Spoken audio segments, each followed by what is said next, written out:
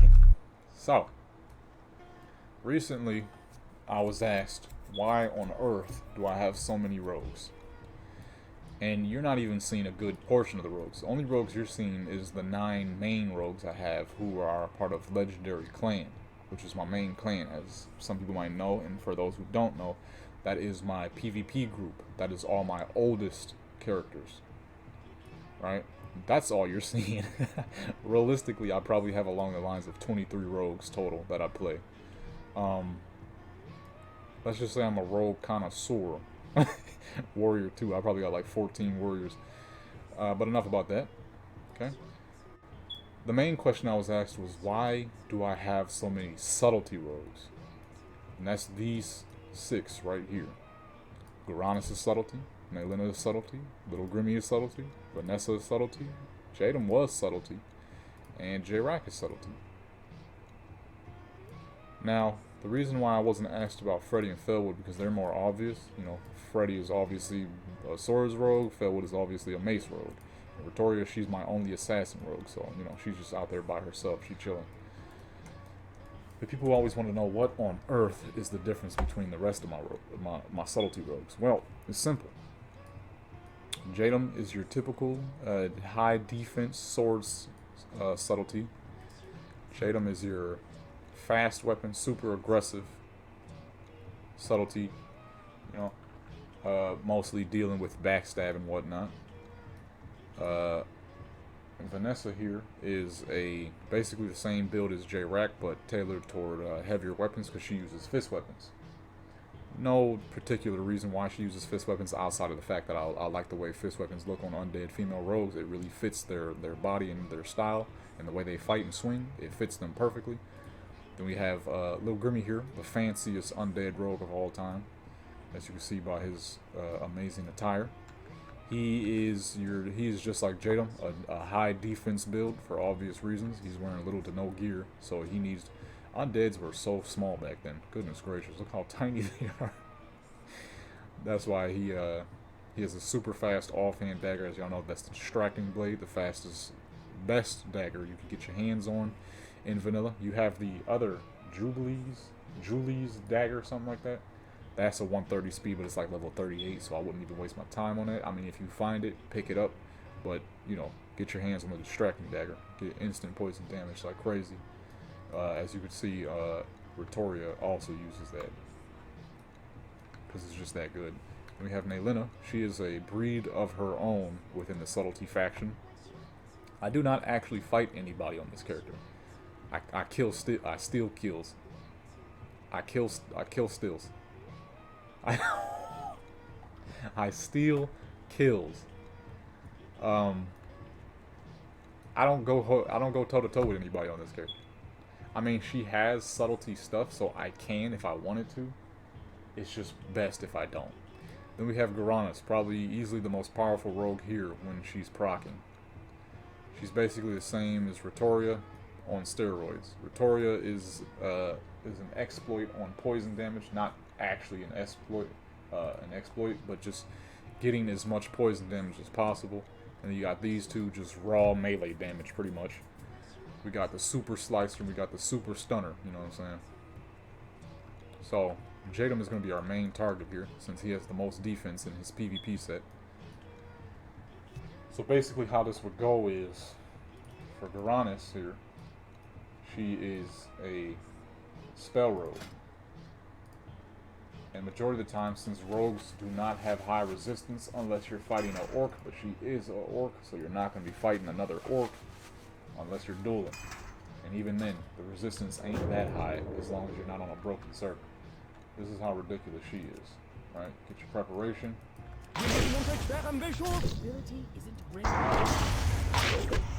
Alright? I didn't even pop the stuff yet. Dead with end kidney shot. And now those procs wasn't even that special. Those was decent procs. You know what I'm saying? Those were decent. Those were alright. You know what I mean? And still, just slaughter. Because no matter what you do, you cannot absorb her damage. Her caster damage cannot be absorbed. Then you got Vanessa here, who, like I said, you know, typical subtlety rogue build, you know. Just with fist weapons. Now because oh shoot. My bad, y'all. I had y'all seen the Destiny Moon.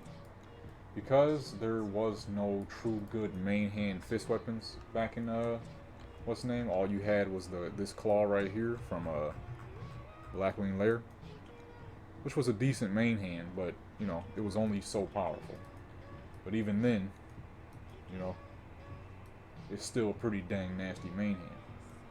Now, like I said, she's you know, she's in a subtlety rogue, a very aggressive build subtlety rogue, like J-Rack. I always love using that as an entry ability. Alright. Get your blind. I forgot to give her blinding powder, but it's good because he was still stunned. Boom. Easy kill. If your character can kill within kidney shot time, which is 6 seconds, you're A-okay. The people you're fighting are practically guaranteed dead, right? And that's factuals, unless it's a paladin, or somebody might resist your stun. If you get a stun resistance, that's unfortunate, but hey, that's what blind is for. That's for that re-up, you feel me? I'll just get this with some more blinding powder. Alright, so,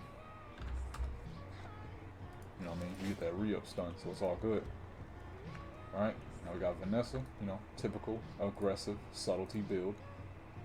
Then we have Ritoria. She is a pre-TBC assassin build that I created. One thing I don't do is I don't use other people's builds. I'm sure a lot of people have great builds out there, but I like creating my own stuff. To me, that was the beauty of Vanilla and TBC and Wrath of Lich King and a little bit of Cataclysm too, was building your own spec and not using other people's stuff. Now, it's cool if you decide to use somebody else's spec, that is perfectly fine. Do you know what I mean? But in my personal preference, I didn't like doing that. So with Ritoria here, we're off the bat. We're going off with what's the name? You can't see her. She's using stealth. We're going straight off with Cold Blood. See, got Cold Blood on. That gives you that nasty Sinister Strike output. You know what I mean? Now some people prefer to use it for Everscrape, which is cool. But that's the beauty of this build. You don't need to do that. Check this out now. Right, you hit your bones, your poison trinkets, all that good stuff. Get that other stun on. Look how low my man's health is. Daze. Now you're using instant poison. If you're using deadly, you're gonna ruin this build. Boom. Easy kill. Now not every spec has to kill within the 6 second range because you're still gonna get that speed. So it doesn't really matter, you feel me? She's extremely deadly, and she's good at fighting warriors because she has caster damage. Now, it is not on Garanus' level, but pretty close. Not like close, but good enough. Now, Freddy here, as y'all know, this is my Swords Rogue. With his build, you want 2 of the fastest dang swords you can get your hands on, okay? You know what I'm saying? Of course, you're going to put instant poison on your fastest blade. You can use 2 slow blades if you want, but the faster blades, way better. The major difference, alright? So, he is a proc build. You're going to want to proc everything. You're going to see how much things I put on. That on. Just swinging. Get that second stun on.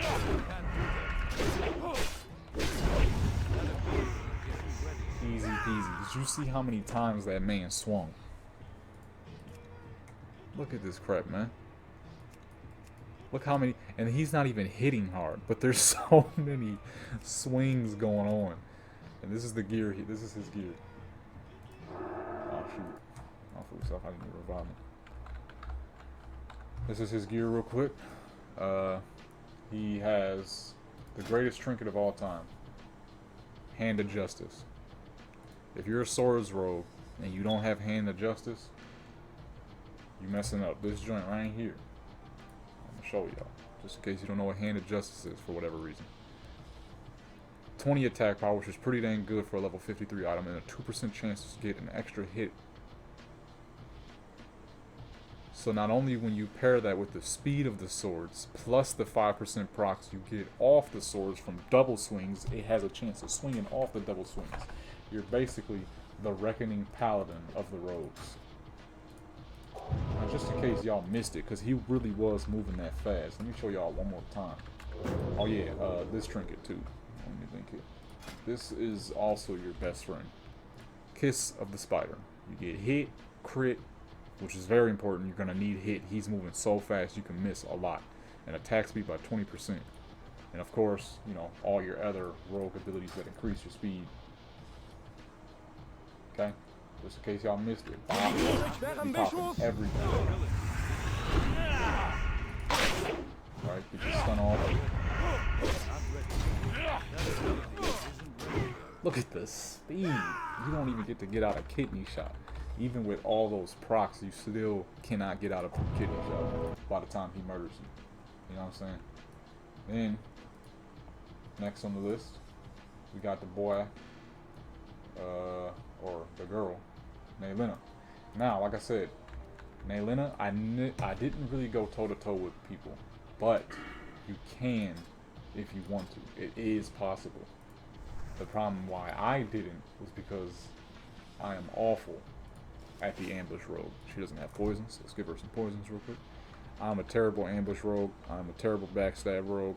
But for those who do know what they're doing, then you could easily pop off with her spec. Her spec is good. It's amazing. I love her spec. I made her spec myself, as usual. I always make my own specs. And it's a very good spec. It's a very damaging spec, very powerful spec. I'm just not that good at it. So I always crept around in stealth looking for kills to steal. So you put crippling poison on the slow weapon as usual. Put instant on the fast weapon. Get that way you get that more DPS output. After all, you're a rogue and you're stun locked. Most people aren't going to resist your abilities. Yeah, see, I don't know what the fuck. I'm already lost. I guess this would work.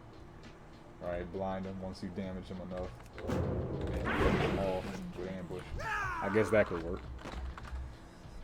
But that's not how that spec is supposed to go, I'm sure. That is just my boo-boo self not knowing what to do and finding a good way to finish it right there on the spot. Let's try that again. Because you know what, that actually might not be too bad. Right, you get him to low enough health.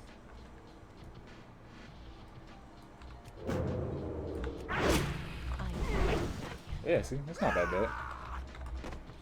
But I'm sure a rogue who's fast enough and know what they're doing can easily intercept that. So, you know, that's her spec. But her spec is a kill spec. So what I would do typically on her was, if I saw somebody fighting, I'd sit right there. And as soon as their health get low enough, ambush. Ambush is almost always a crit. So, that's an easy kill still right there. And that's how I played her. A lot of people didn't like it. But, I mean, hey, that's the rogue life. Being annoying to even your own teammates. After all, it does say when you making a rogue, it says the contract of a rogue, their allegiance lasts as long as the contract, or as good as the money. So, they wasn't lying. That's exactly how I play my rogue. I don't give a crap if you're my teammate. If something's about to go wrong, I'm out. People be hating that crap, but hey. What can I say? Now, J-Rack, he is your very typical, highly aggressive Subtlety Rogue. Stuff. Already got 5 combos. Right? And then by this point you would hit blind, but I forgot to get the target. But yeah, dead. You know what I'm saying? Now, normally I wouldn't use backstab, because like I said, I'm not very good with backstab. That's why he has hemorrhage too. So you can switch it up either way. I was practicing a little bit though, because this isn't his typical build. Oops, didn't mean to do that. It's not his typical build, so. But it's good practice.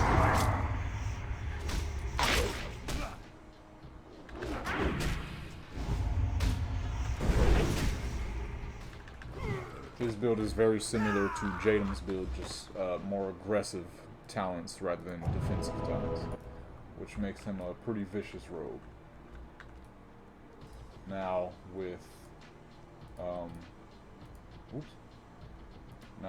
Vanessa. Oh wait, we already did Vanessa. So let's go back. Why is my order ain't correct? She ain't supposed to be up there. Then we got your boy Grimmy here. Grimmy is the very definition of a stun lock rogue. Wearing little to no gear, it is not his job to kill you as fast as possible. It is his job to annoy you as much as possible, as you have to sit there and watch this barely dressed undead murder your character. You know what I'm saying? And unless you're a mage or you get a stun resist, there's really not much you can do about it. Because this is my stun lock character. I'm trying to lock you into place. No movement for you. You feel me? Everything is properly timed. Couple of swings, blind, you know what I'm saying? And because this is vanilla, there's only so long you're gonna last, even if that person is barely dressed.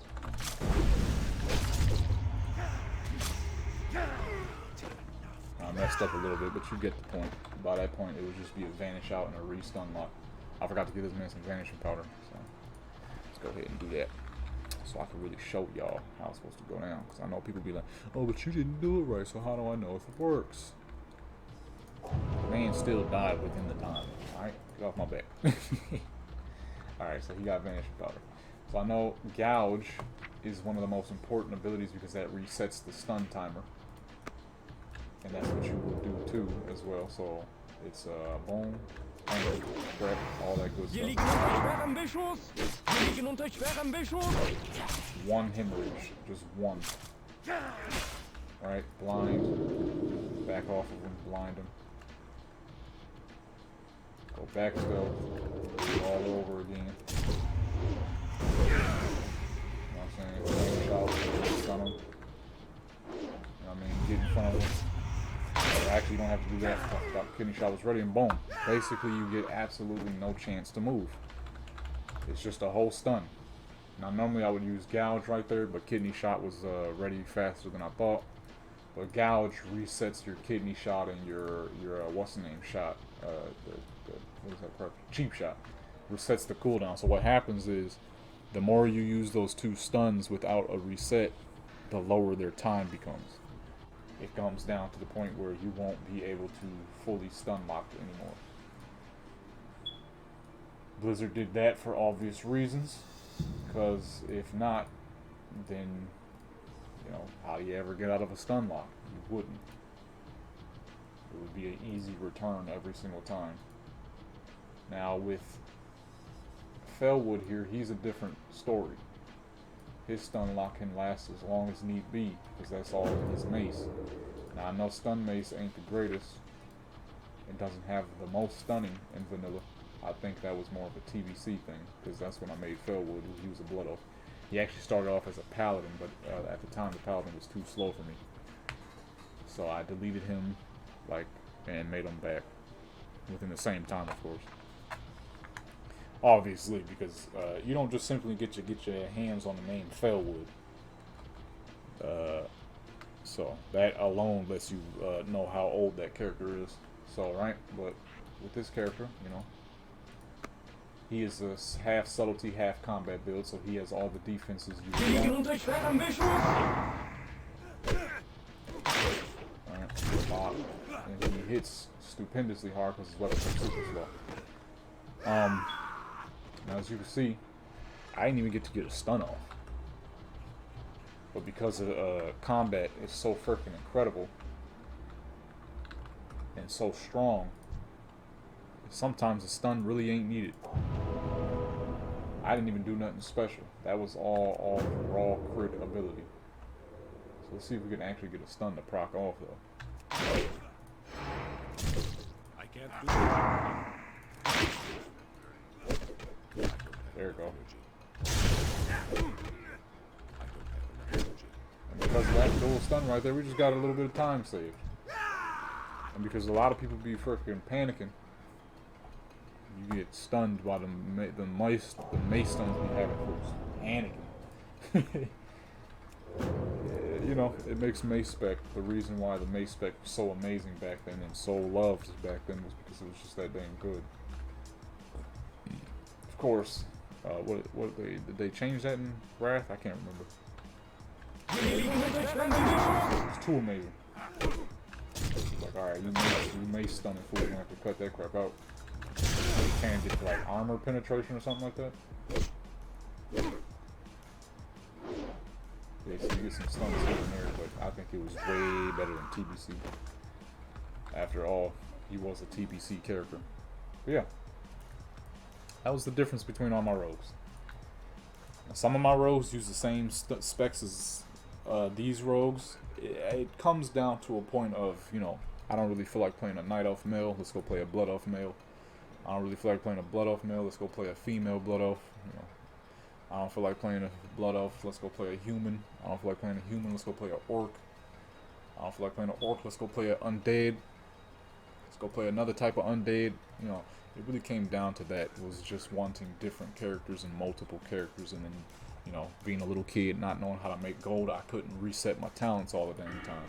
So, you know, it was just better for me to make more characters, which ended up being good in the long run because now I can make so much dang gold. It's just ridiculous.